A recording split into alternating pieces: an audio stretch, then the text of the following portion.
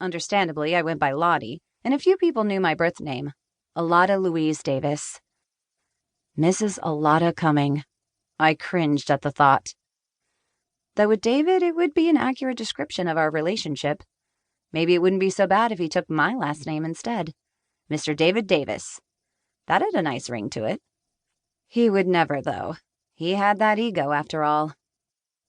I smiled at the fact I was crazy enough to even be considering name options in the moment. It must be the ring making me think of the possibilities. Shit, he caught me smiling.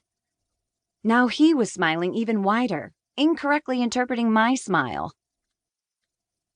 God, this was going to be bad.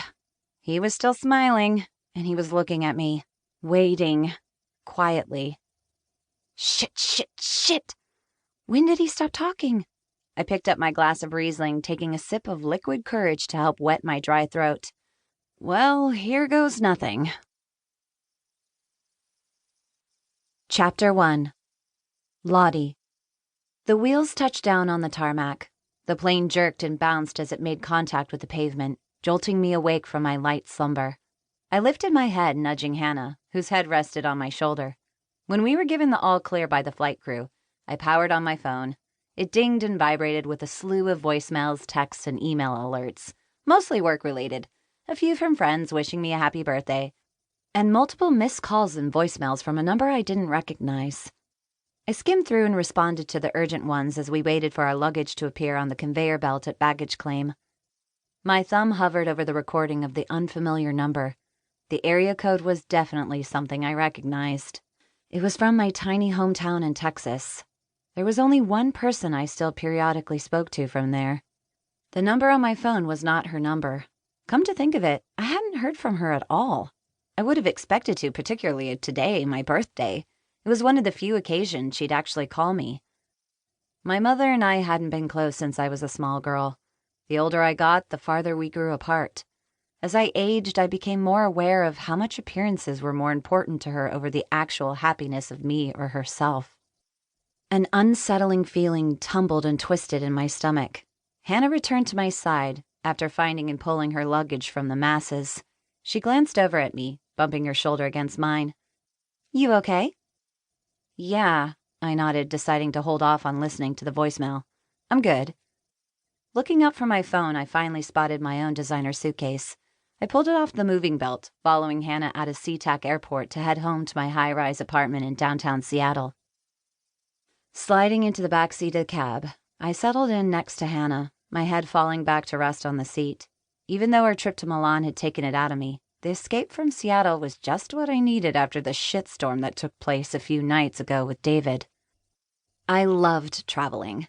Luckily, I was able to do it at least a few times a year on someone else's dime.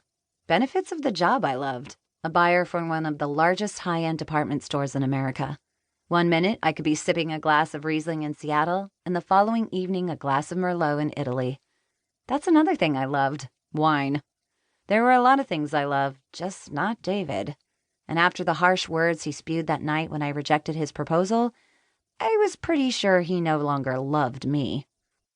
I was terrible at relationships, one of the many reasons why I avoided them. My affinity for wine was probably my only successful long-term relationship. It was a give-and-take type of bond. Give me a glass, and I would take comfort in its deliciousness.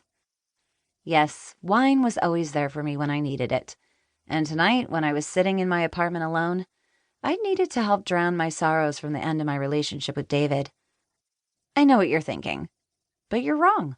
I'm not completely heartless. Just because I didn't want to marry David didn't mean I wanted to break his heart or end things with him. But there was no going back to the way things were after he popped the big question. It would always be in the back of our minds, festering and growing painful like a wart you couldn't get rid of. A constant ugly reminder. "What's wrong with you?" Hannah asked, her hazel eyes narrowing as she stared at me with disapproval. "You've been moping around for the last 4 days. It almost ruined my whole trip." Snapping my head up, I looked out the window at the passing streets with an exaggerated breath.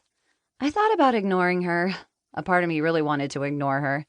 I couldn't. She wouldn't stop prying until I answered. "Nothing." "Well, you look like shit. I feel like I need to put you on suicide watch."